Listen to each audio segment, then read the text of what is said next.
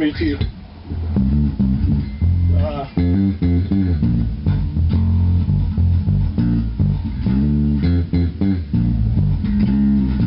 Believe you don't got to be what you do.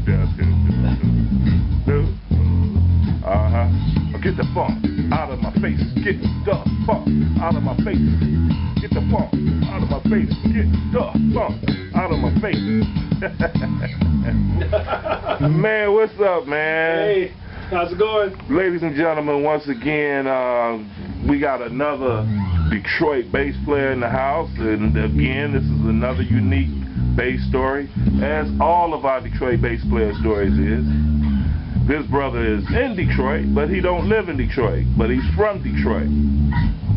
And ladies and gentlemen, so we're going to call him right now, we're going to call him Detroit/Chicago bass player, Mr. Give us your name. Darren Jackson, D-Rasta on Facebook for everybody. Yeah, D-Rasta is what we're going to call you. That's a stage name, right? That's right. Right, so, and the other special thing about you is you came all the way from Chicago, not Chicago like some of us like to say Chicago, but Chicago, Illinois, come and hang out with Detroit bass players, your homies. That's right. Your homies. Gotta fly the colors. Right. So, you know, like I always like to do, I always like to say, welcome to DetroitBassPlayers.com, Detroit Bass Players on Facebook. We got Mr. D-Rasta, man. I've been seeing you on Facebook and everything. What made you join the Facebook page? You know what? I'm part of the Chicago Bass Players page, but then I saw the camaraderie and just the brotherhood from the Detroit page, and I'm from Detroit, born and raised here for the first 26 years of my life. Matter of fact, my musical knowledge was formed right here. Right, just like me. I left for 30 years, lived in Dallas and Cleveland, and it's just some things that just stay with you. I mean, the Motown sound, and of course, for everybody our age, Electrifying Mojo. Oh yeah. Now you used to listen to him at 10 o'clock at night with the spaceship. Yes. Mm-hmm. That man has really enlightened the Detroit community musically for years, and there are some people that owe a debt to that man. Yeah, I actually got to meet Mojo a few years back in Dallas, by the way. Oh wow. When I was living out there.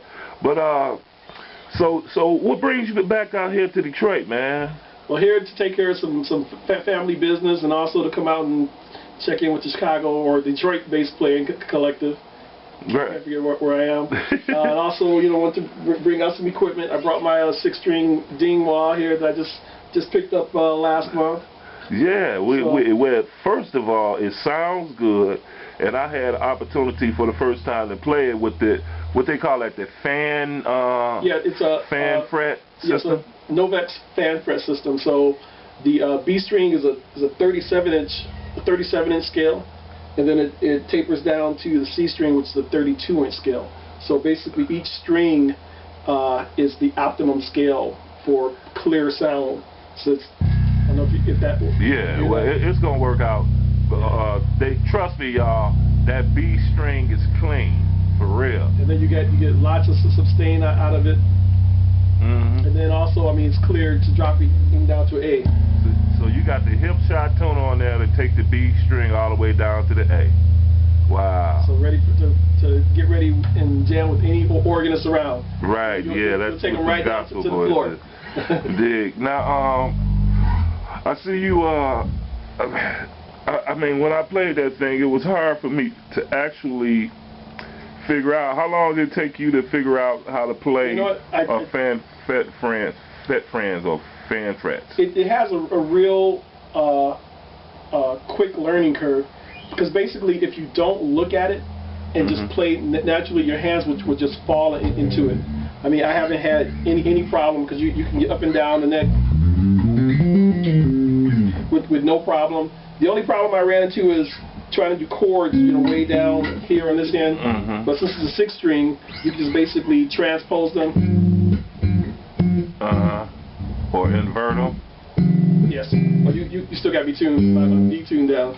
Oh yeah, I did. I tuned that down. Ladies and gentlemen, I tuned his C down to a G. You know, I was just messing around with some alternate tuners and stuff. But overall, that's a nice bass, man. Woo, I wish I could afford one of those. Now, what else is that? I see you got the hip shot. But what else is going on with that bass there? So, it's got Bartolini pickups in it, Bartolini preamp. Instead of a blend knob, it's got a selector knob. So basically, you click it, and you can solo the neck pickup. Then it'll do the 2 pickups in series. Then also do 2 pickups in parallel. Right. Which gives you a different sound, and then solo the bridge pickup. Then of course bass treble mid, and then a selector switch for the mid frequency. Right. Oh, that's cool, man. What about the back of it? What's happening with the back? Yeah, so this is handmade in Canada, in Saskatchewan, by a guy, Sheldon Dingwa. And I mean, you can look at the quality of the workmanship here. Here's another neat feature. The battery cover has magnets on it. Just pull it right off, pop it right on. Don't even have to do a screwdriver. Don't need a screwdriver, nothing. That'll save you a few minutes at a gig. Yeah. For your bass tech, if you got one. It's got a flat C low profile neck, which really feels fast and the neck was real thin. And then it also has mandolin frets, so the frets are smaller and lower. So basically, you can just glide right across them. You don't have to use a lot of pressure. Right.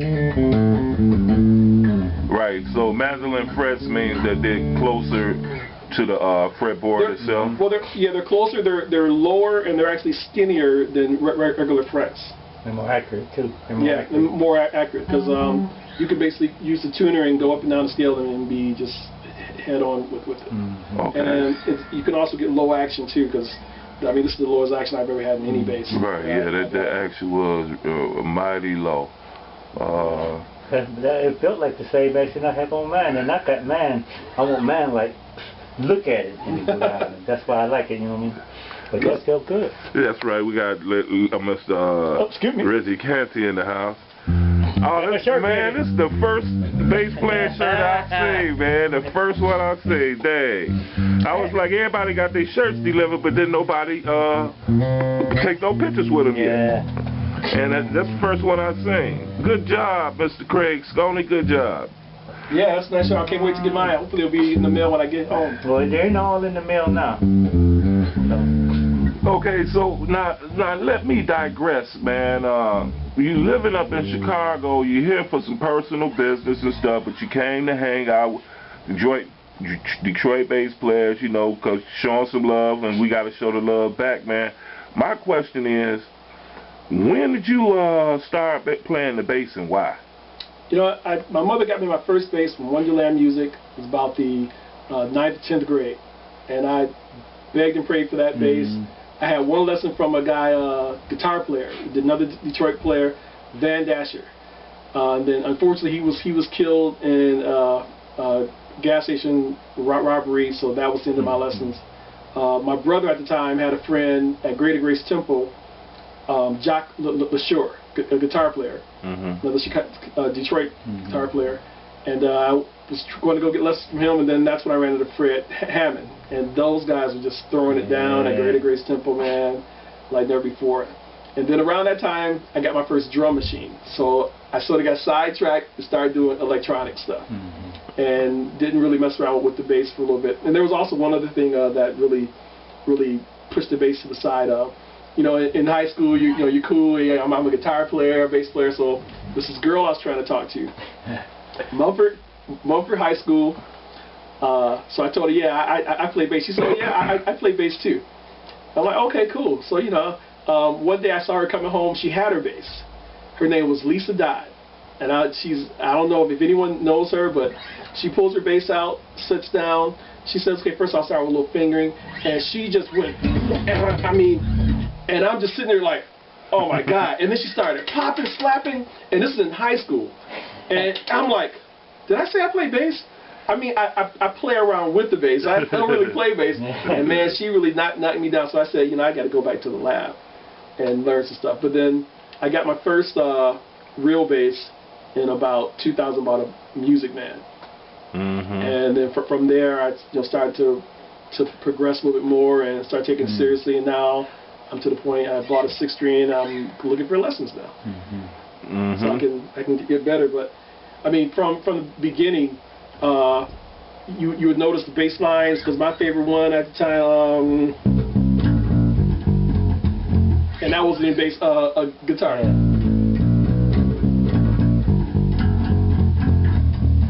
Yeah, that's the synth, bass synth. Playing some Flashlight, and I used to go around and do the air guitar all the time, and I started getting into rock and whatnot. But I mean, but the bass was always there. From we were playing some Brothers Johnson earlier.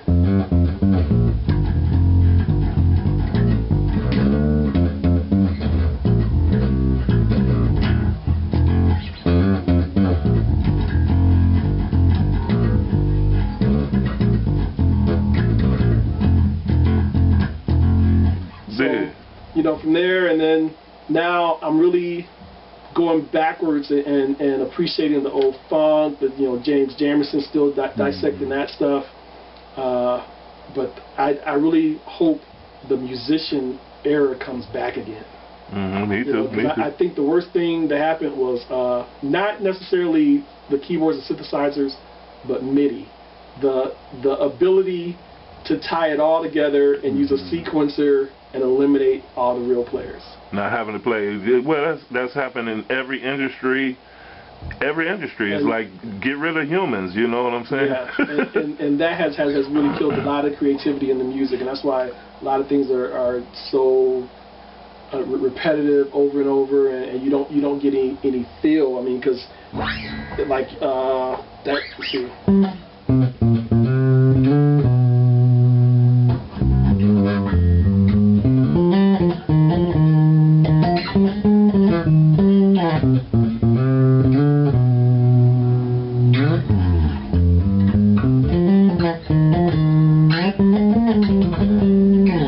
You can't really get that type of feel on a synthesizer. Right. So, they trying though. They trying to make a real feel. They're definitely trying. Definitely trying. Yeah. Well, let me ask you. You touched on it a little bit, but excuse me. Who are some of your influences on bass and some of your favorites, people you listen to, and you know, try to emulate or dissect, as you said, analyze the material? Well, give me throw out a few names, educate me. Jamerson for sure. I mean, Brothers Johnson stuff, Bernard Edwards. I mean, he was killer. With Chic. Yeah, which was Chic. Stuart Zender from Jamiroquai. I mean, he had a lot of good stuff. You know, I listen to a lot of rock, and though I appreciate rock, as far as bass players in rock, I would say, like, I can't think of the cat that plays in Boston. Me either. But some of the bass lines that come out of Boston, I mean, that group Boston, are just killer. I mean, he is just, if anybody knows, maybe you could post it up. But I mean, with those lines are just killer. So you can find some good lines just about everywhere. But now I'm getting more toward players that just feel like Marcus Miller. I mean, he just has tremendous feel, and it's just you just that is what I'm trying to emulate and trying to get closer to put more of my feel into the bass, and not just play a note, to really play it and just get into it. Okay, well, you know, I see that not only did you bring the dingwall, you also got another fretless over here, and what the heck are you playing through? Yeah, I got this fretless. Actually, this fretless is made by a luthier here in Michigan. His name is Harold, and he's the owner of HJC Customs. So this was a handmade fretless bass that he put together, and man, I'm just loving it. I mean, I'm really getting more and more into that fretless feel, but this is, I mean, just beautiful craftsmanship, a beautiful, well-made bass. What you playing through here? Playing through a Thunder Funk, which I feel is the best amp around, bar none. Dave Funk really found the essence of good bass sounds in a Thunder Funk through a couple of lightweight DNA 112 cabs. And actually, now you guys are hip to Eden, right? Mm-hmm. Well, David Norchild, he is the guy that was David Eaton. Okay. So David Eden, his real name is David Norchild. So he's come out with his own company now. So that's DNA David Norchild Amplification. Well, how good does it get up to? What it do? What can it do? How many? Yeah, these will do 450 watts and 900 watts peak each. 8 ohm, 4 ohms. They're 8 ohms. 8 ohms. Okay. So now this is a Thunder Funk 550, and he's got a new 800 out. So I'm gonna be getting the 800 soon. And is it heavy or is it lightweight? 17 pounds. So it's not lightweight. It's not the Mo base. Yeah, that's in the middle. Yeah, that's right. It's right in the middle. So, but I mean, but from what I had a Aguilar 410, and carrying this around is a lot better than carrying an Aguilar in my Ashdown setup. Right. Also, my Ashdown heads for sale if anybody needs it. Ashdown head. Well, you know what you got to do is need to make it with a swap meet. Now we you know about the new DetroitBassPlayer.com site, right? Yes. /forum. Have you joined yet? I have not joined yet. I have been to the site several times, but I will be joining this week. Yeah, ain't nothing wrong with about 2-3 minutes of your time. And what's going to happen there?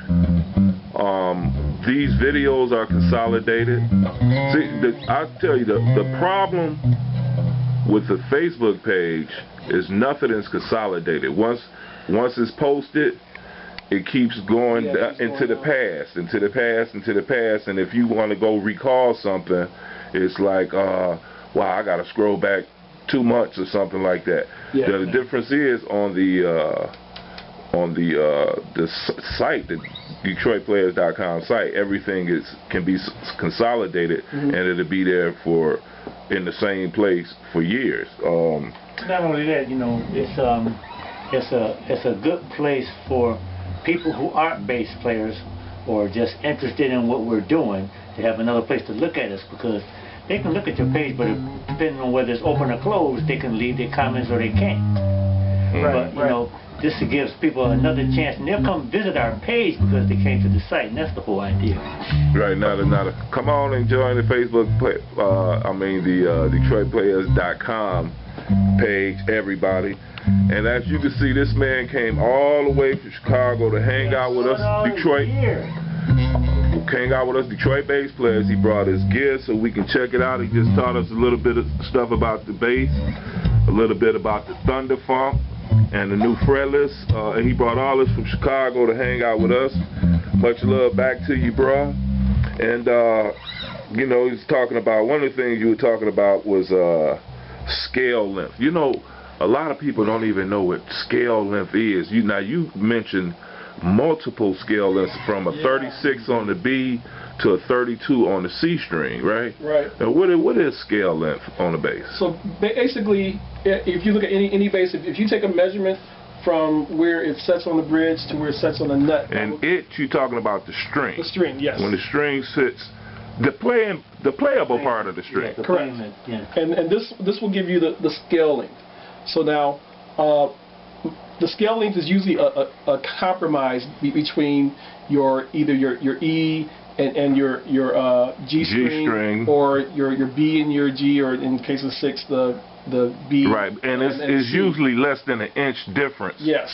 So they average it out, but that one, so they're averaging out to give you the sweet spot, but it's not giving you the optimal or the optimal note frequency on every string. But so this booger right here, though, I mean, that's a big. The multiple scales. I mean, just get clarity on every single string, and also the string tension is even across all of the strings. Right. See, so folks, see, these interviews are also educational. We just learned what a scale length is, because some of us don't know. I mean, seriously. And another thing, you say you're looking for lessons, right? I am. now here's your options, man. You living out there with Chicago area. You can take some lessons from the Buddha. Now I know he out there. Bill Dickens is out there. He is out there. But they got so many cats online now that you can take lessons from. You know, we got a few good ones out here in Detroit that teach online. Oh, really? Because the first time I heard about online teaching, it was Anthony Wellington. Yeah, well, he's the best of all. He came to Chicago and did a seminar, and I was like, wow. He Anthony Wellington is the best. How little I know about music, about bass, about everything, and there's like so much to learn. He's like he was my instructor for 2 workshops. Yeah, and I've studied under Victor Wooten. I've studied under Adam Nitty. I've studied under Mike Manring. I've studied under Gerald Veasley. I can keep going. Who the guys that I've studied under? And Anthony Wellington is by far the best. Yeah, he was the first one that was able to not only break down a bass line, but he can tell you why the bass line is appealing to the ear, why those notes work together, why the syncopation works, and it's like, wow. I mean, he just breaks it down just to the atom of the phrase, and it's just amazing. Right. Well, check them out. We got a few guys here. See, this is what you can do. You can go to DetroitBassPlayers.com. There's a segment called Instructions. Now, there's a couple of guys under there offering their instructional services. Like me, I teach. You can go to my website. And there's another guy who posted as instructors. But that's where you can go and say, hey, who's teaching? Or you can do it on the Facebook page as well. And some people might, you know, reach out to you and offer you online lessons. You know what I'm saying? It's because it's a few cats I know, like Lamar Johnson is teaching, Eddie Cohen, who's going to be doing a Detroit Bass Player Roundtable with us soon. He teaches, and I guess the list goes on and on. I really don't look at them, you know, because that's the competition. But but you need to check them out and see if you might be interested in any of these cats teaching you lessons. Yeah, because the next time I come, I'm hoping I have enough time to have some notice. I want to give, you know, Lamont a call and see if maybe I can come in for a day or something and pick up a few things. Give you a call, see if I can come in and sit in with you as well. He's a very generous guy. You give him enough time, you know, and he'll probably accommodate you. Yeah, and that's what I really want to do. Because I mean, there's just so much to learn, so much to learn, and just so many different ways. And it's never too late to learn either. It's not. The learning for a bass player, you should get used to the idea. You're gonna be learning bass forever as long as you play it. Hopefully you don't just get satisfied. I hope I never get to the point where I'm satisfied where I'm at. Yeah, because the minute that you stop learning, that's the minute you stop progressing. Die. Everything's gonna get dry to you. So do not stagnate. Keep moving forward. Well, do you play with anybody, man? Right now I'm playing with the band called Nave in Chicago. We're doing neo soul. How you spell that? R&B. It's Nave. So if you go to YouTube, we got a couple of things up. It's a Nave Band. We got a few videos up. We got a show coming up this Saturday. If you're in Chicago, check me out on Facebook. I'll have the address and listing there.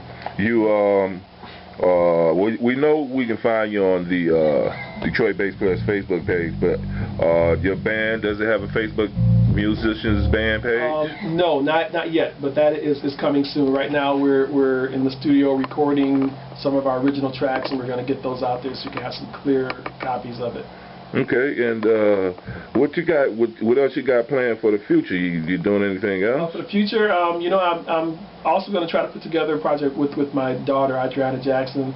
You know, she's just a spectacular singer, 18 years old, and she is just phenomenal. That's what every parent says now. Or do she really? Or do she really got skills? Every parent does say that, but I can actually say this with confidence because she. I mean. So where can we find her too? Actually, she's singing on some of the Nave tracks.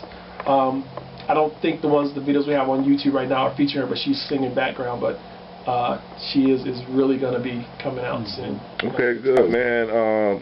Ladies and gentlemen, Detroit bass players and Chicago bass players and all the bass players and musicians. You ain't even got to be a bass player, just somebody like bass, I guess. We got Mr. D-Rasta Jackson in the house with us. And see, you got personal business to handle and stuff, man. We're going to let you play something and then play us out, man. And thanks for coming out.